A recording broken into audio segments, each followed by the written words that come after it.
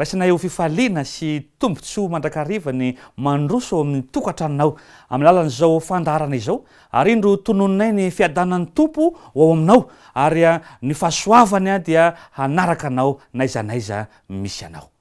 Mety miaina ao anatin'ny tontolo feno fahoriana ve ianao ankehitriny? Mety miaina ao anatin'ny teboteby? Mety mandalo fitsapanana fisedrana mahamay ve? Ho anao indrindra izao fandarana izao mahereza matanja. Loha hevitra manokana izay ampahery anao, hitondra fandresena ho anao no irahantsika indray amin'ity anio ity, kanefa meloha izany indrindra andeha aloha hanaraka hira iray isika.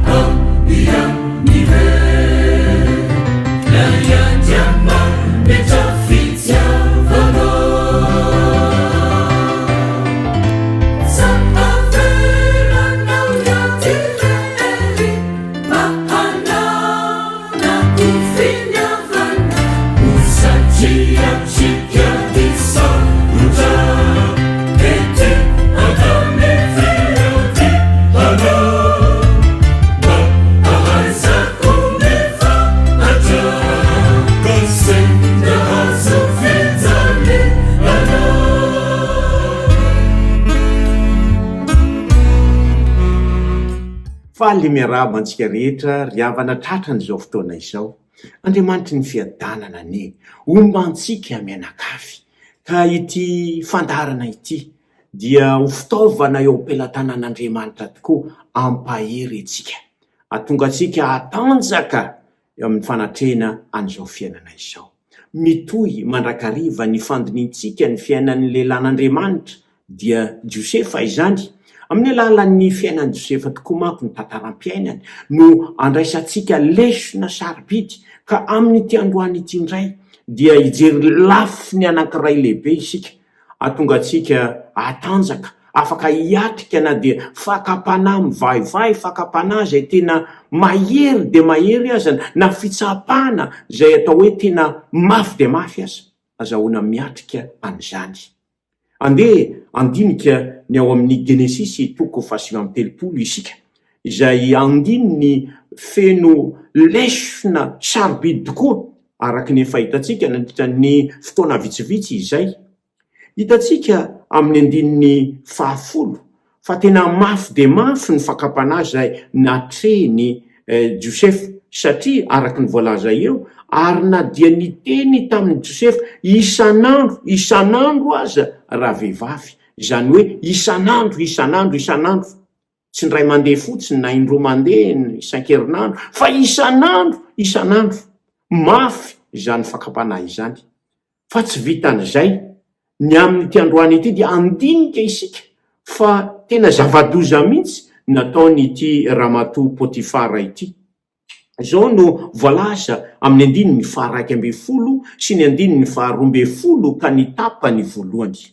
Mampalahelo zany zavatra izany satria zava-doza. Izao no voalaza eto.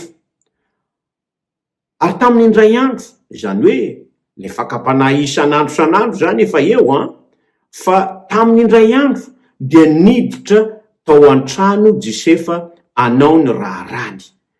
Mino fa mety nanao tetika mihitsy madame Potifara ny amin'ny hoe anome azy raharaha ao amin'ny toerana io. De araky ny voalaza eto tamin'ny andro anankiray zany de niditra tao an-trano Josefa anao ny raharany. ary toizana ny vakiteny ary sendra tsy nisy mpanompo tao an-trano tamin'izay zany hoe azo antoka fa madame Potifara ity vehivavy ity dia nanao mihitsy tetika mba atonga n'ireo mpanompo hafa reo mpiasa hafa mba tsy ao amin'izany toerana izany ka Josefa sy izy ihany ao amin'izany toerana izany efa tetika izany zavatra izany. De zao ny voalaza eto amin'ny andininy 12 rehefa hita eo zany a Josefa sy izy ihany ny teo ny mpanampy ny mpampiasa rehetrarehetra efa nalefa nandeha daholo. De zao ny voalaza amin'ny 12 ry havana dia nisambotra azy tamin'ny akanjo ny raha vehivavy nisambotra azy nanao sakanao anterisetra zany izy ity nisambotra azy tamin'ny akanjony zay ny zavatra voalaza eto araky ny 12 dia nisambotra azy tamin'ny akanjony raha vehivavy ka nanao hoe avy andry amiko inona ary no atao eo anatreny zany zavatra izany hatram'izay efa mba nanao ihany ny fomba rehetrarehetra Josefa ialana amin'ity fakapana lehibe ity fa izao dia eritrereto alaivo sarentsaina nge zany hoe nivadin'ny Potifara mitazona ny Josefa amin'ny akanjony na amin'ny tanany angamba zany zavatra zany de eo zany Josefa mieritreritra amin'ny inona ary no atao satria efa mandray tanana mihitsy ity vehivavy ity.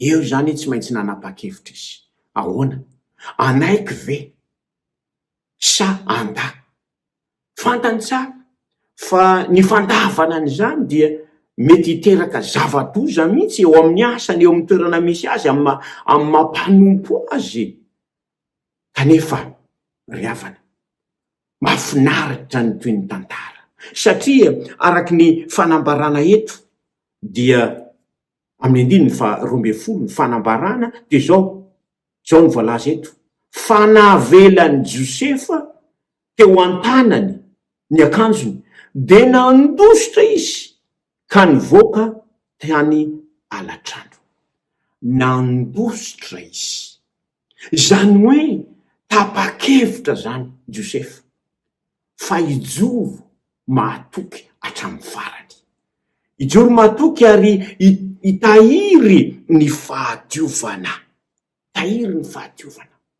zany ny fanapa-kevitra zay tao aminy nandositra izy. Io dia fomba anankiray azahoana mandresy fakapana. Tadidiko tsara raha niofana pasteur ny tenanay mbola tanora tamin'izany fotoana izany nisy eo amin'ny 3 lahy teo zay na 4 de avy pasteur anankiray efa misotro ronono ary avy izy nametraka fanontaniana ry tovolahy zao ny voalazany mbala zao inona ny fomba mahery indrindra azahoana mandresy fakapana.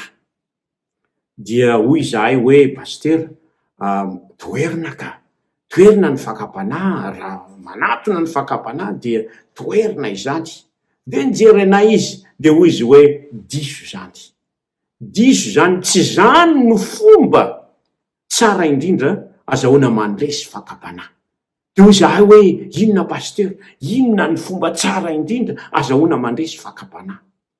De zao ny lazainy hoe ny fomba tsara indrindra mahery vaika indrindra andresena fakapana dia ny mandositra fakapana tsy miatrika fakapana fa mandositra fakapana. Lasa ny eritreritro ny amin'ny tena marina tokoa izany fanambaran'ny pasteur izany fa ny fomba tsara indrindra azahoana mandresy fakapana de ny mandositra fakapana. Zany hoe efa nampiasain'ny Josefa ihany izy io nandritra n'ireo andro maro zay niatrenany zany fakapana izany araky ny voalaza aby teo amin'ny 10 ny tapany farany de zao dia tsy nety nanaiky azy andry aminy izy tsy nety nanaiky azy andry aminy izy na hiara-mitoetra aminy zany hoe nandositra fakapana zany Josefa Zany hoe mitady fomba izy ialana foana. Atreto aloha de mba azonatao ihany le izy fa tamity de tena fandosirana ara-baky teny mihitsy ny zavatra tsy maintsy natreny tamin'izay fotoana izay nandositra, ary dia tsy maintsy navela ny akanjo satria tazominy vadiny Potifara mafy de mafy angamba zany akanjo zany. Ny any sisa natao dia tsy maintsy nesorina zany akanjo zany, tavela nandositra fakapanahy. Marina ny fanambarany ty pasteur ity, fa ny fomba tsara indrindra izay andresena fakapanahy dia ny mandositra fakapanahy. Nanampy be dehibe teo amin'ny fiainana izany. Nandritra ny izay taona maro zay dia mbio an-tsaiko foana rehefa misy fakapanahy dia mbio an-tsaiko foana izay fanambaran'ny pasteur izay hoe ny fomba tsara indrindra, ny fomba mahery vaika indrindra izay andresena fakapanahy dia ny mandositra fakapanahy. Marina fa raha misy zavatra tsy maintsy atao hoe atrena tsy afa-mialy ianao eo anatren'izany de eo tsy maintsy manohitra an'izany fakapanahy izany. Fa raha mbola azo atao koa ny mandositra, ny miala amin'izany fakapanahy zany, de zany no fomba izay andresena. Ary tandremo ny milalao fakapanahy. Ny tenin'Andriamanitra ry havana ao amin'ny ohabolana, ao amin'ny ohabolana toko fahaenina, ao amin'ny bolana toko fahaenina ary raisitsika ny andininy fahafito amby roapolo sy ny andininy fahavalo amby roapolo. Zao no fanambarana. Mahatondra afo ao an-tratran'ny akanjony va ny olona ka tsy ho may ny akanjony. Ary andininy fahavalo amby roapolo, misy mahadivaina afo va ka tsy ho may ny tongony. Fanontaniana izany. Raha jerena ny manodidina an'izany teny izany de zao eo amin'ny fiatrena fakapanahy izany, fialana amin'ny ratsy izany. Zao zany ny voalaza eto.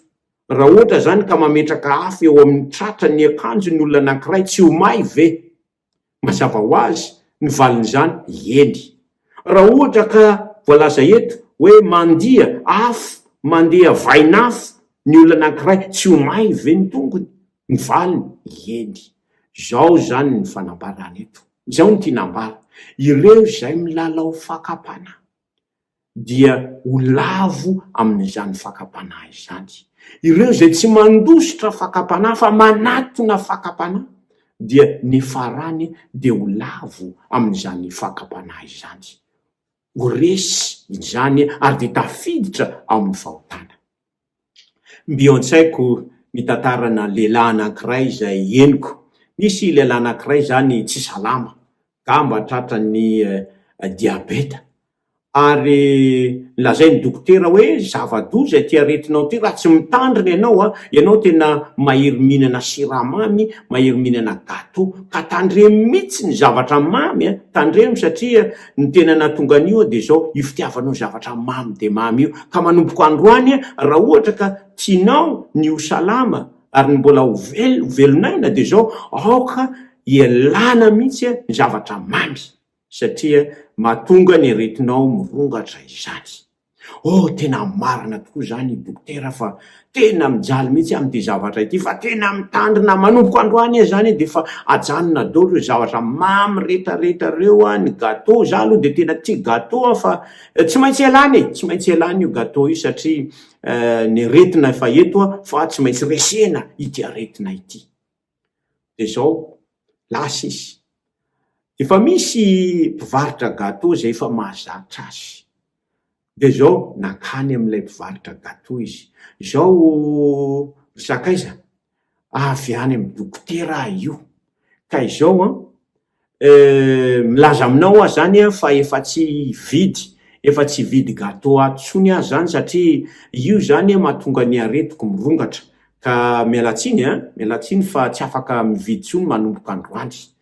Dia fa mijerijery le gâteau-nao aloha de tena tsara e. Jereo ange izy, de tena mankafy mihitsy jereo nanaovanao azy.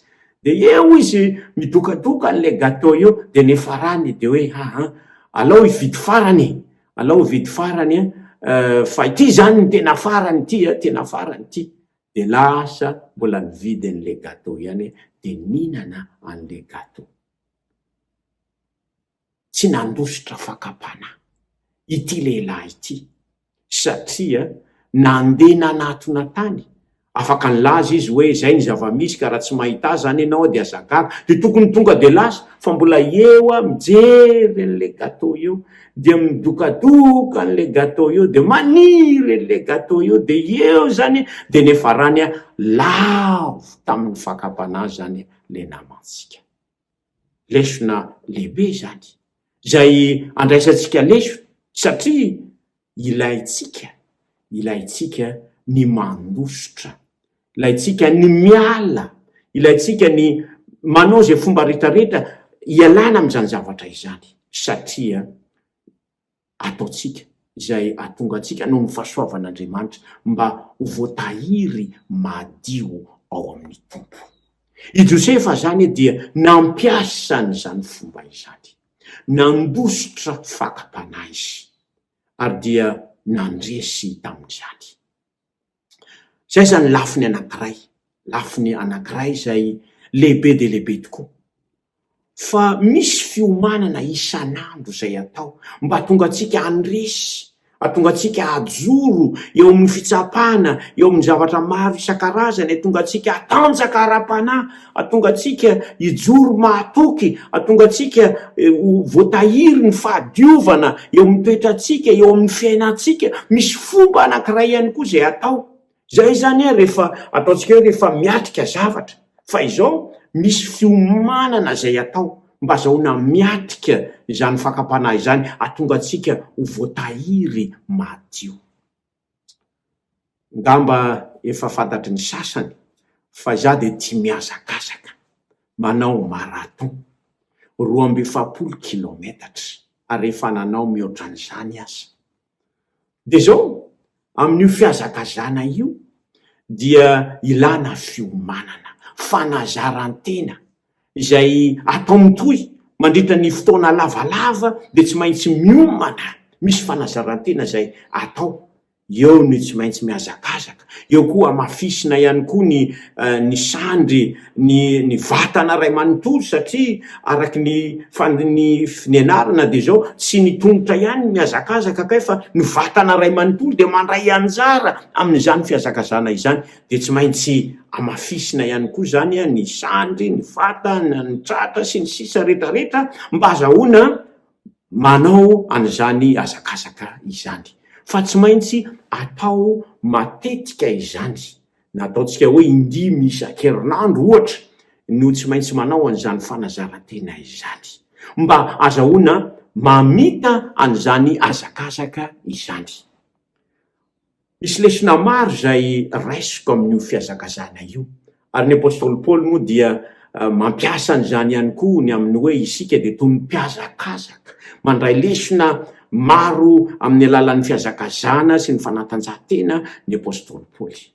Ka lesona anankiray zay hitako eto zao amin'ny fiatrena fakapana ary tonga atsika ihany koa atanjaka eo amin'ny lafiny ara-panahy de izao izay le fanazarantena mitohy izay lay fiomanana izay ny zava-dehibe zay tsy maintsy ataotsika marina izany eo amin'ny lafiny ara-batana marina ihany koa zany eo amin'ny lafiny ara-tsaina ara-totsika hoe ra-piaramonina ara-panahy marina ny fiomanana ka eto zany tsika dia mijeriny amin'ny fiomanana ara-panahy.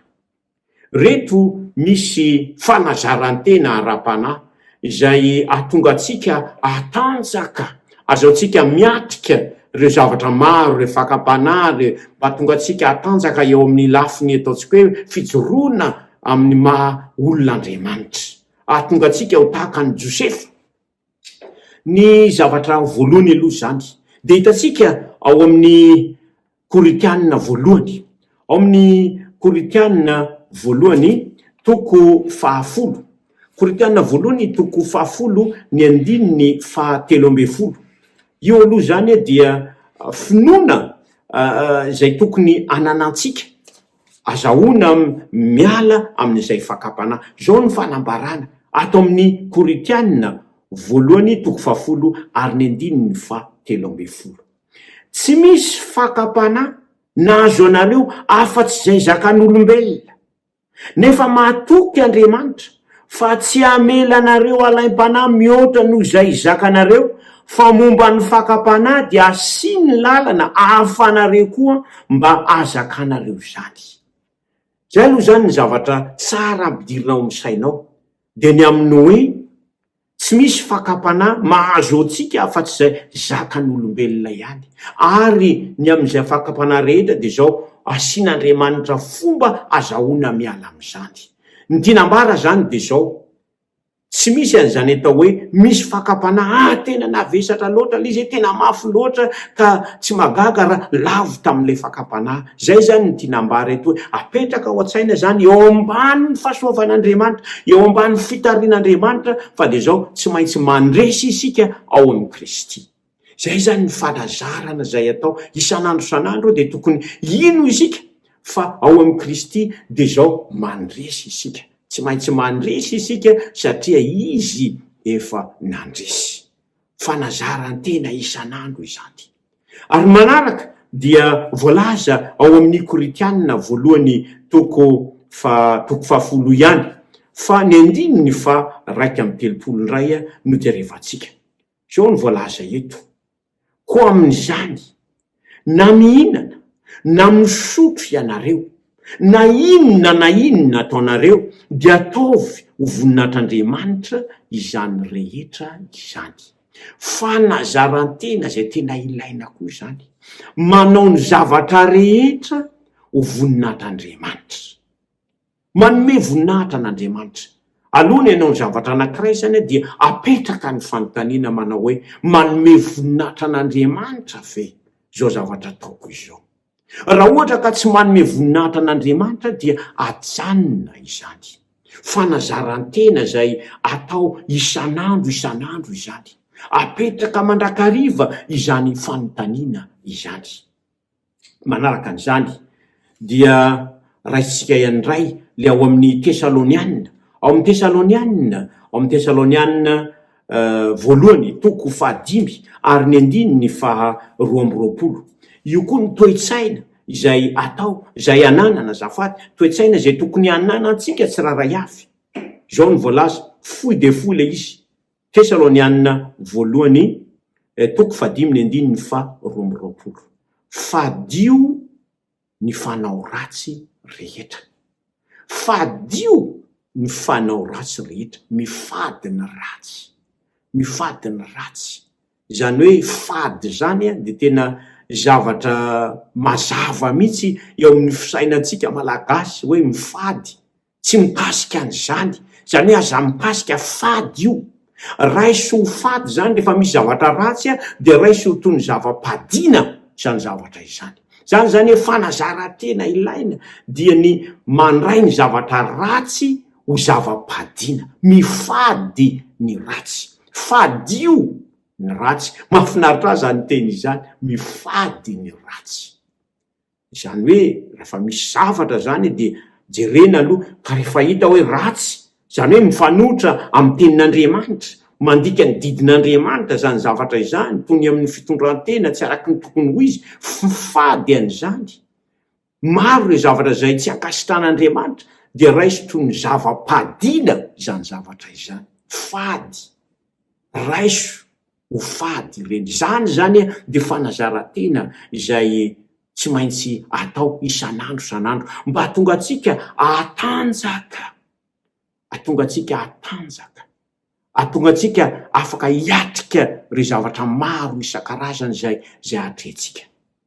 Manaraka an'izany fanazarantena zay ilaintsika isan'andro koa mba hatonga atsika andresy, dia ilay voalaza ao amin'ny Tesalonianina voalohany. Ao amin'ny Tesalonianina voalohany ihany, ao amin'ny andiny toko 4 indray ary ny andininy 7 no jerevantsika, de hitatsika ao indray toe-tsaina anankiray zay tena ilaina de ilaina tokoa zany mba hatonga atsika andresy. Satria ato amin'ity Tesalonianina ity dia hita miariary eto ny zany hoe inona moa no tokony ataotsika mba hatonga atsika andresy. ao amin'ny tesalonianina voalohany toko faefatra ny andininy fahafito vaketsika amin'ny anaran'ny tompo izany fa Andriamanitra tsy niantso antsika ho amin'ny falotono fa ho amin'ny fahamasinana. Izany hoe aoka zany ho fantatra fa isika de nantsoin'Andriamanitra ho amin'ny fahamasinana, natokan'Andriamanitra isika ary miala amin'izay falotono na amin'ny fitondrantena na amin'ny fitenenana na eo amin'ny asa zany de zao nantsoina ho amin'ny fahamasinana isika, natokana ho amin'ny fahamasinana isika. Raisina izany zay fahazarana izay ry havana, raisina izay toe-tsaina izay dia lay toe-tsaina nantsoina ho amin'ny fahamasinana. Ianao io zany, izaho io zany dia nantsoin'Andriamanitra ho amin'izany fahamasinana izany. Ary raha izany no izy, raha nantsoina ho amin'izany isika dia voalaza indray ary amin'ny Hebreo hoe inona ary ny tokony ataontsika amin'izany atao hoe isika nantsoina ho amin'izany fahamasinana izany fa tsy ho amin'ny falotono. Misy zavatra zay ataontsika ao amin'ny Hebreo toko fa 12 ary ny andininy fa 14. Izao no voalaza eto, ny andininy fa 14. Mieza mitady fihavanana amin'olona rehetra ary fahamasinana, mitady fahamasinana, fa izay tsy manam-pahamasinana de tsy ahita ny tompo. Izany hoe mitady fahamasinana, mikatsaka fahamasinana, toe-tsaina zay tsy maintsy ananantsika ihany koa zany. Zany hoe mikatsaka an'izany fahamasinana izany. Zany ny zava-dehibe indrindra, toe-tsaina tena ilaina zany zavatra izany. Ahoana ary no zao tsika manatanteraka an'izany, atao ahoana moa izany atao hoe mitady fahamasinana izany? Ahatonga atsika anana an'izany fahamasinana izany, ialana amin'ny fahalotoana, fanontaniana anankiray lehibe zany ry havana. Ka izao no fahasoavan'Andriamanitra dia andinika an'izany isika amin'ny heriny androany, ny amin'ny hoe atao ahoana no ananana an'izany fahamasinana izany satria nantsoina ho amin'izany isika ary nasaina nitady an'izany fahamasinana izany. Fa nitaditsika zany amin'ity androany ity zay fahitatsika hatramin'izay de le hoe le fanazarana atreto aloha zany de zay le fanazarana izay, fanazarana isan'andro araka le voalaza teo de ny amin'ny hoe mifady ny ratsy, mikatsaka ny fahamasinana ary manao ny zavatra rehetra ho voninahitran'Andriamanitra. Reo aloha no aoka ampiaritsika fa idirantsika indray amin'ny herinandro ambony no ny fahasoavan'Andriamanitra ny amin'ny hoe ahoana no azahoantsika mandalina an'izany, tonga antsika anana an'izany fahamasinana izany fa aoka ampiarina aloha ireo voalaza ireo. Iara hivavaka isika. Andriamanitra tsara indrindra zay any an-danitro, misaotra anao zahay satria ianao tokoa de efa niantso anay ho amin'ny fahamasinana fa tsy amin'ny falotoana. Ampio zahay mba hiaina hanome voninahitra ny anaranao amin'ny zavatra rehetra, ampio mba hampandresy amin'ny anaran'i Jesosy.